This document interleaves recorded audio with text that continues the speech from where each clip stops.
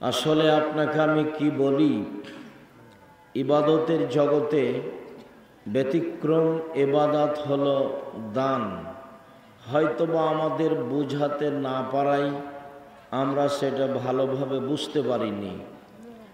মানুষ হজ করে তার পিতার উপকার করতে পারবে না, মানুষ উমরা করে তার মায়ের উপকার করতে পারবে না। হজ উমরা করে বাপ মায়ের উপকার করা যায় না। এখানে আমাদের পিছনে কোনো লোকজন আপসে কোনো কাজ না করে এবং কোনো কথা না বলে। কোনো প্রকার উপকারের মাধ্যম যদি কেউ মনে করে তাহলে এটাই মাধ্যম।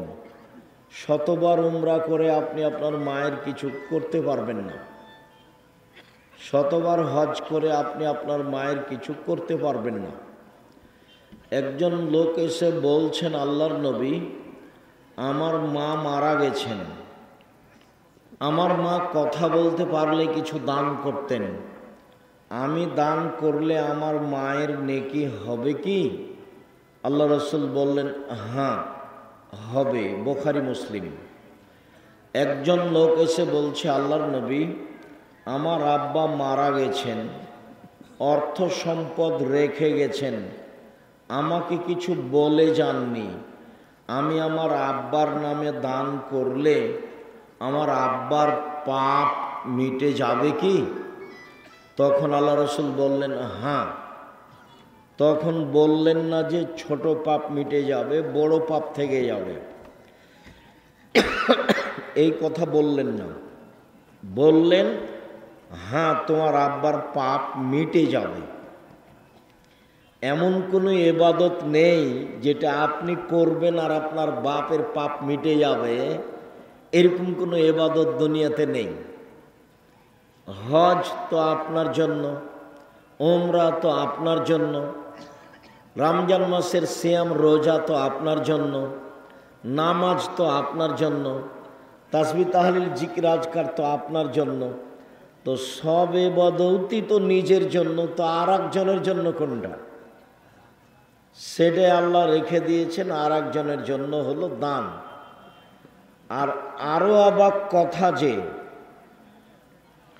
আপনি হজ করে জান্নাত পেতে পারেন, জান্নাত কিনতে পারবেন না। আপনি উমরা করে জান্নাত পেতে পারেন, আপনি জান্নাত কিনতে পারবেন না। আপনি রমজান মাসের সিয়াম রোজা থেকে জান্নাত পেতে পারেন, জান্নাত কিনতে পারবেন না। আপনি 5 ওয়াক্ত সালাত আদায় করে জান্নাত পেতে পারেন, জান্নাত কিনতে পারবেন না। জান্নাত কিনার একটাই পথ, সেটা হলো দান। আল্লাহ তাআলা বলছেন যে আমি তোমাদেরকে তোমার অর্থ সম্পদ এবং তোমাদের জানের বিনিময়ে, তোমাদের অর্থ সম্পদ এবং তোমাদের জানের বিনিময়ে আমি জান্নাত বিক্রি করে দিলাম। এ কথা আল্লাহ বলছে। তার মানে মানুষ টাকা দিয়ে জান্নাত কিনে নিতে পারে। তো এইটা এমন কেন? আর একটা কথা এর মধ্যে নিয়ে আসি, তাহলে আরো ভালো হবে এবং বুঝতে পারবো ঘটনাটা কি। উপার্জনের 4টা পথ আছে দুনিয়াতে। একটা পথ হলো দিন মজুরি, কামলা কিষান, সন্ধ্যার সময় টাকা শেষ। 2 হলো চাকরি, সাধারণত 25 দিনে টাকা শেষ হয়। 3 হলো জমি চাষ, সমান সমান না হয় লস। 4 হলো ব্যবসা। তখন রাসূল সাল্লাল্লাহু আলাইহি সাল্লাম বলছেন, পৃথিবীর মানুষ শোনো, সত্যবাদী বিশ্বস্ত ব্যবসায়ীরা নবীদের সাথে জান্নাতে থাকবে। এই কথাটা ধরে রাখেন, এই কথাটা স্পষ্ট করছে একটু পরে আবার ইনশাআল্লাহ। নবীর সাথে থাকা কাজটা খুব কঠিন। খুব ভালোভাবে মনে আছে, একজন সাহাবী রাত রাসূলের সাথে ছিলেন। তো সন্ধ্যা রাতের দিকেই অজুর পানি আর মেশক নিয়ে এসে রাসূলের কাছে উপস্থিত। আল্লাহ রসুল নেন, অজুর পানি আর মেশক নেন। তো আল্লাহ রসুল খুশি হয়ে বলছেন, সালমা শেতা, তোমার মনে যেটা চাই সেটাই চাও, আমি তোমাকে দিয়ে দেবো। চাও, কিছু চাও, আমি তোমার কাজে খুব খুশি হয়েছি।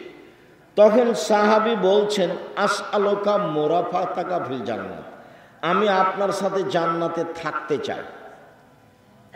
তখন আল্লাহ রসুল বলছেন, আওয়া গায়রা জালেক, না না, এটা নয়, এটা নয়, অন্য কিছুই চাও। তখন সাহাবী বলছেন যে হোয়া জাকা, ওটাই চাই। তখন আল্লাহ রসুল বলছেন যে আইনি আলা নাফসিক বিকাসরাতি সুজুদ, আমি তোমাকে সরাসরি জান্নাতে নিয়ে থাকতে পারবো না, তুমি একটু বেশি সিজদা করে তাহাজ্জুদ পড়ে আমাকে সহযোগিতা করো, যাতে করে আমি তোমাকে নিয়ে থাকতে পারি। তুমি সহযোগিতা করো আমাকে। কে বলছেন এই কথা? পৃথিবীর সবচেয়ে বড় মানুষ, যিনি বিচারের মাঠে যা বলবেন সেটাই হবে। ইনি বলছেন যে তুমি আমাকে সাহায্য করো, আমি যে তোমাকে নিয়ে সাথে জান্নাতে থাকবো, তো তুমি আমাকে সাহায্য করো। কি করে সাহায্য করবা? তাহাজ্জুদ পড়ে, রাতে তাহাজ্জুদ পড়লে আমার সহযোগিতা করা হবে, তখন আমি তোমাকে জান্নাতের নিয়ে সাথে নিয়ে থাকতে পারবো। জান্নাতে রাসূলের সাথে থাকার একটা পথ। আর একটা সহজ পথ বলি, বাচ্চা, আপনারা যারা এদিক সেদিক আছেন দয়া করে এখন কাজ বন্ধ করে কিছুক্ষণ আসেন। আমি আপনাদের জন্যই আসি, আজকেও এসেছি। আর আপনাদের সাথে কিছু কথা বলবো, আপনাদের কিছু না কিছু উপকার করবই করবো ইনশাআল্লাহ। আমি বুঝতে পারছি আব্দুল যা বক্তব্য শোনার তা তো শুনেছেনই। যেহেতু আব্দুল্লাহর বক্তব্য হয়ে গেছে, তো এখন খালি আমরা যেতে বাকি আছি। তো ঠিক আছে, যেহেতু আব্দুর রহিমের বক্তব্য হয়ে গেছে, কাজে এখন আমরা আছি, যেটাকে বলা হয় বোনাসে আছি, আসলে নেই।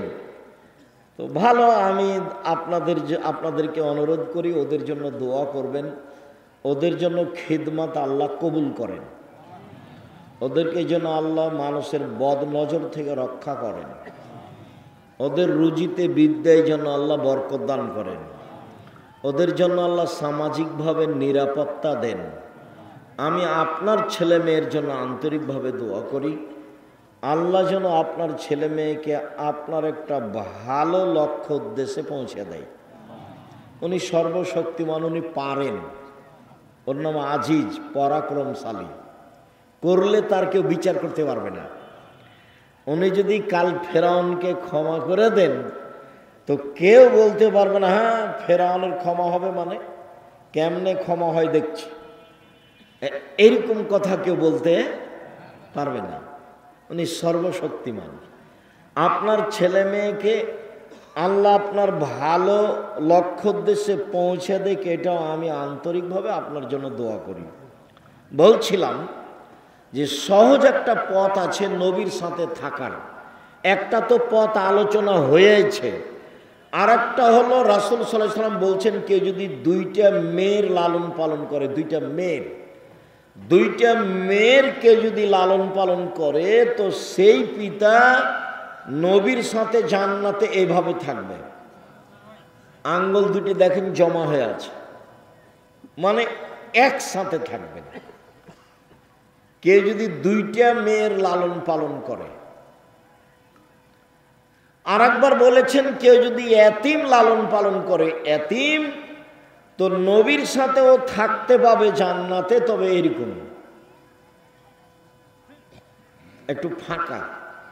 আর দুইটা মেয়ের যদি লালন পালন হয় তাহলে এরকম। 10টা ছেলে লালন পালন করলে এক নেকি হবে, এ কথা আল্লাহর নবী বলেননি। তবে লালন পালন করবেন কেন? জন্ম দিয়েছেন এই জন্য, ছেলে আপনার, দায়িত্ব আপনার। তাহলে আমরা আপাতত আজকের মতো নবীর সাথে থাকার 1 নাম্বার একটা সুযোগ পেলাম। যে বিশ্বস্ত সত্যবাদী ব্যবসায়ী, সৎ ভালো ব্যবসা। কেন ব্যবসায়ী জান্নাতে যাবে, নবীর সাথে থাকবে, এইটা আমাদের মূল কথা। ইনশাআল্লাহ 2-1 মিনিট পরে আবার ফিরে আসছে। 2, তাহাজ্জুদ পড়লে নবীর সাথে থাকা যাবে, সুযোগ হবে।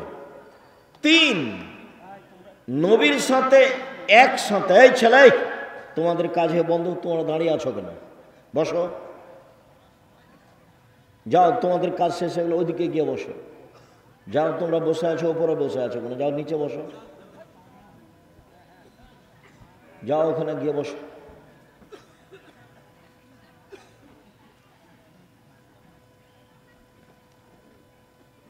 দুইটা মেয়ে লালন পালন করলে জান্নাতে নবীর সাথে এইভাবে থাকা যাবে।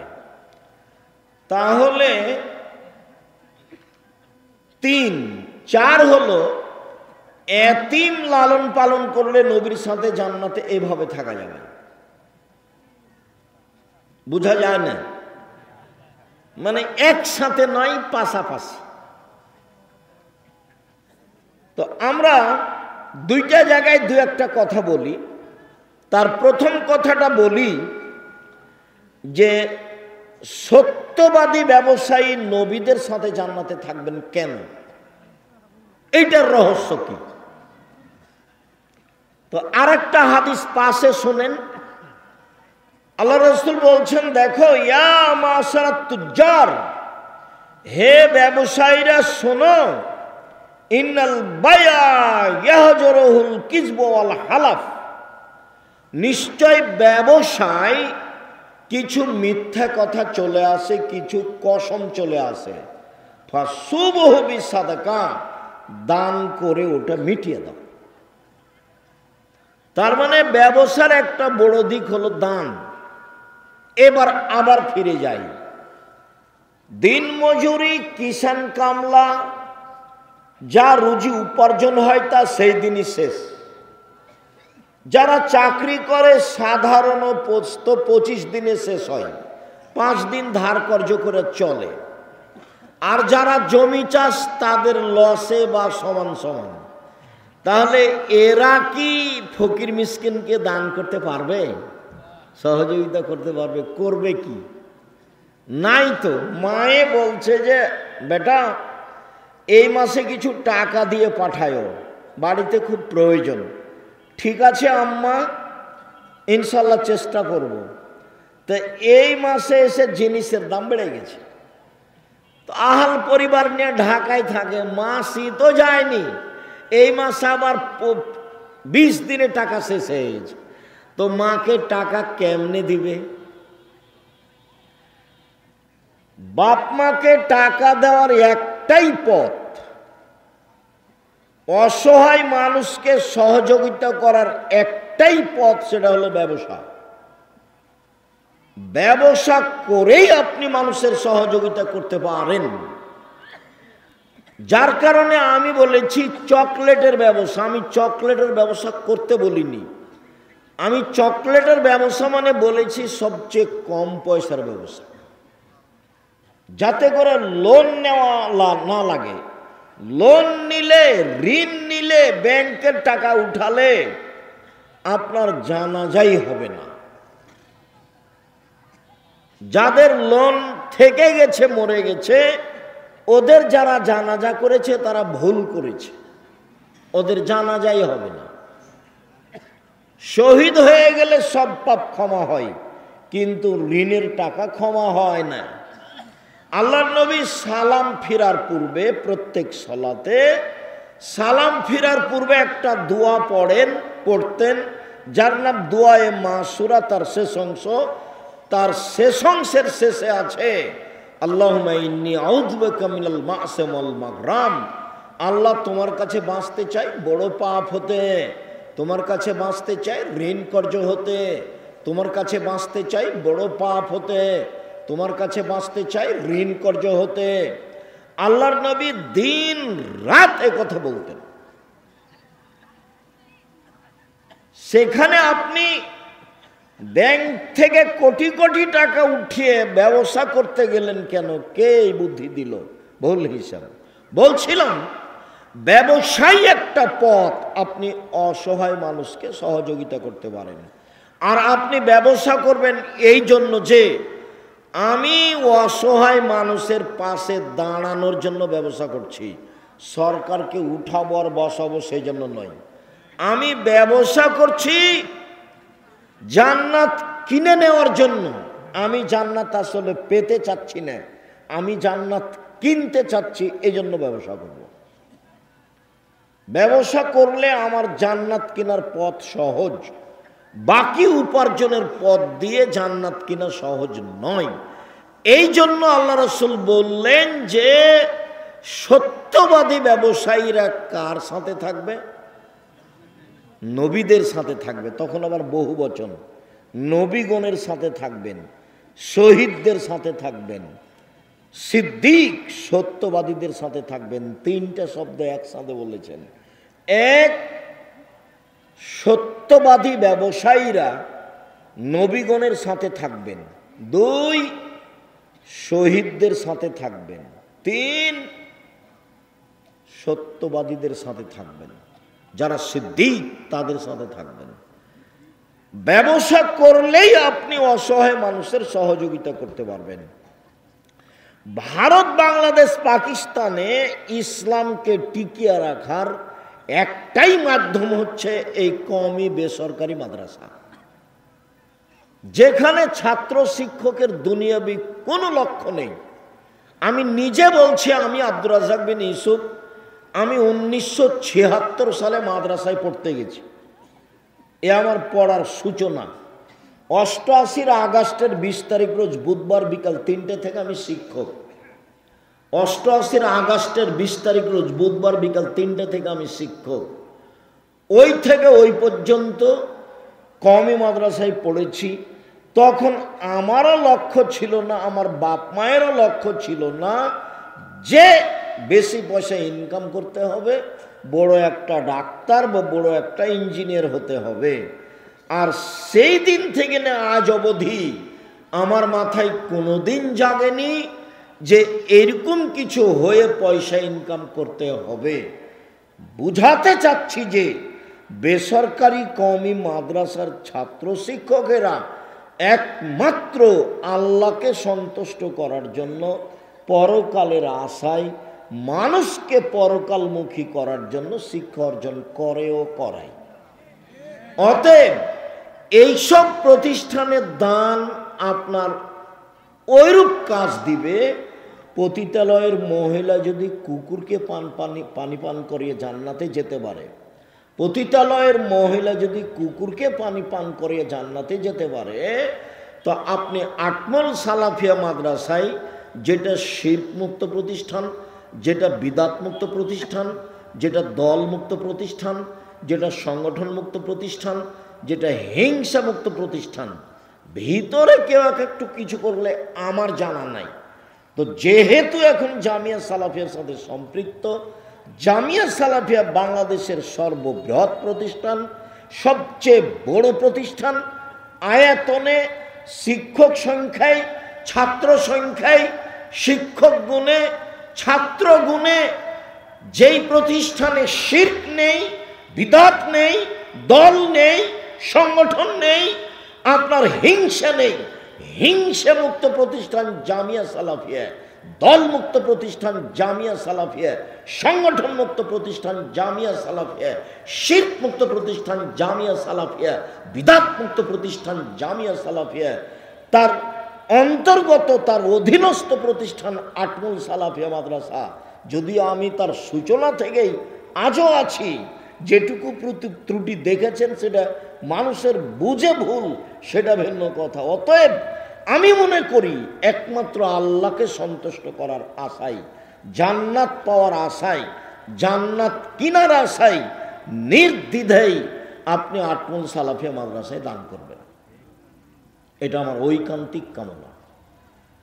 আমি শুনলাম সভাপতির মুখে যে এখন প্রায় 20 লক্ষ ঋণ হয়েছে কাজবাজগুলি করতে। ঋণ তো আর কেউ একজন পরিশোধ করতে পারবে না, আপনাদেরকে সবাইকে মিলেই এটার ব্যবস্থা করতে হবে। করতে পারবেন, অবশ্যই পারবেন, সবাই মিলে চাইলে এটা সহজ। যদিও আব্দুল্লাহ কথা বলাকালীন কিছু আপনারা সহযোগিতা করেছেন, আমি আবারও ছেলেদেরকে বলছি তোমরা যাও, আমিও আপনাদের সাথে অংশগ্রহণ করছি। যারা মহিলারা আছো তোমরা একটু দেখো, আমার দিনী বোনেরা যারা আছেন আপনারা সবাই দানে অংশগ্রহণ করবেন। বৈঠকি দানে কেউ বিরত থাকবেন না। আমি সবকেই বৈঠকি দানে অংশগ্রহণ করার জন্য অনুরোধ জানাচ্ছি। আর আমি এখানে যারা আছো আমি তাদেরকে বৈঠকি দানে আমিও নিজে অংশগ্রহণ করছি। যারা বৈঠকে আছেন উপরে সবাই অংশগ্রহণ করবেন। নিজের কাছে যদি না থাকে তো আপনি কারো কাছে 50 টাকা, 20 টাকা, 10 টাকা নিয়ে অংশগ্রহণ করবেন। আমি আপনার সাথে গুরুত্বপূর্ণ কথা বলতে